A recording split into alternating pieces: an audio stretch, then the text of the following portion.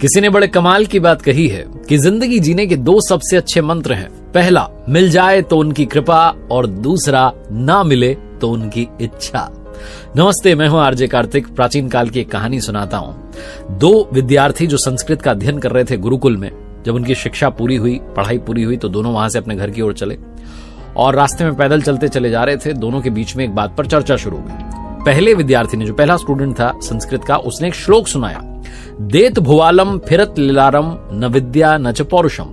यानी कि जब राजा देता है तभी लिलार फिरता है, यानी कि भाग्य भी आपका साथ देना शुरू करता है, वरना न विद्या काम आती है न पौरुष, जो पुरुषार्थ है वो काम आता है, मेहनत काम आती है। दूसरे वाले विद्यार्थी ने संस्कृत के उसी श्लोक को थोड़ा आगे पीछे शिफ्ट किया और सुनाया, फिरत लिलारम देत भुवालम न विद्या न च पौरुषम।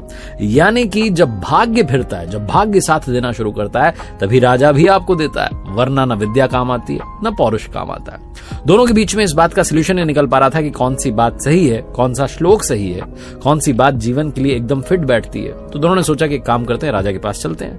राजा से बढ़िया इंसान कौन होगा इस बारे में बताने के लिए। राजमहल में पहुंचे तो दरबार लगा हुआ था। सबके सामने जाकर के दोनों ने अपनी बात रख दी। पहले विद्यार्थी ने अपना श्लोक सुनाया कि राजा साहब, मेरा तो मानना है कि देत भुवालम फिरत लिलारम न विद्या न च पौरुषम। दूसरे ने कहा, नहीं, मेरा मानना है फिरत लिलारम देत भुवालम, भाग्य साथ देगा तो राजा साथ देगा। राजा क्योंकि घमंडी था, अभिमानी था, उसको अपनी प्रशंसा अच्छी लगी। पहले वाले ने कहा कि राजा अगर देगा तभी भाग्य भी साथ देगा, वरना कुछ नहीं होगा।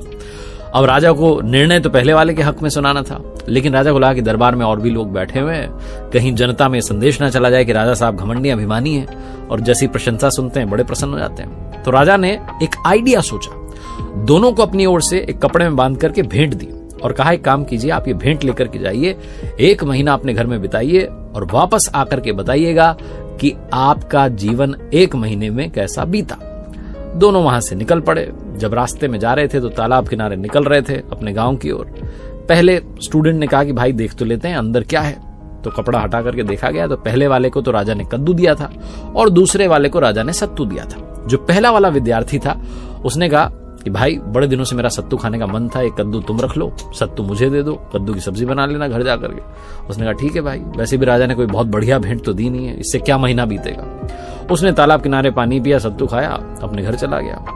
दूसरे वाले को जो कद्दू एक्सचेंज ऑफर में मिल गया था वो घर पहुंचा, जो कह रहा था कि भाग्य साथ देगा तो राजा साथ देगा। कद्दू को जब फोड़ा गया तो राजा ने उसमें छेद कर करके अंदर जो है हीरे जवाहरात भर दिए थे। उसकी तो किस्मत चमक गई। उसने कहा, वाह, मजा आ गया। 1 महीना शानदार बीता, कुछ सेविंग्स कर ली। 1 महीने के बाद दोनों दरबार में पहुंचे। राजा ने पूछा कि बताओ कैसा रहा। पहले वाला रोने लगा कि साहब, आपने सत्तू दिया हो तो उसी दिन खा लिया। राजा ने कहा, मैंने सत्तू कहां दिया, मैंने तो तुम्हें कद्दू दिया था। उसने कहा, नहीं, वो मेरा मन था ना सत्तू खाने का, तो मैंने इनसे एक्सचेंज कर लिया था, बदले में ले लिया था। राजा कहने लगा, भाई दूसरे वाले की बात सही थी, फिरत लिलारम देत भुवालम, भाग्य इसी का चमका, इसीलिए तो इसके पास वो कद्दू पहुंच गया। कहने का मतलब यह है कि भाग्य साथ देगा तो चीजें बदलेगी। अब आप कहेंगे कि हमारा तो भाग्य नहीं चमक रहा है। जीवन में याद रखिए, जो जस करे सो तस फल चाखा। भाग्य का निर्माण हम कर रहे होते हैं हमारे अभी वाले कर्म से। अगर आपने अभी के कर्म अच्छे करना शुरू कर दिए तो आप अपने आने वाले भविष्य का निर्माण करना शुरू करेंगे, अपने भाग्य को मजबूत बनाना शुरू करेंगे। यही हमारे ग्रंथों ने भी हमें सिखाया है। एक बार फिर से वही बात जो अक्सर आपसे कहता हूं, कर दिखाओ कुछ ऐसा कि दुनिया करना चाहे आपके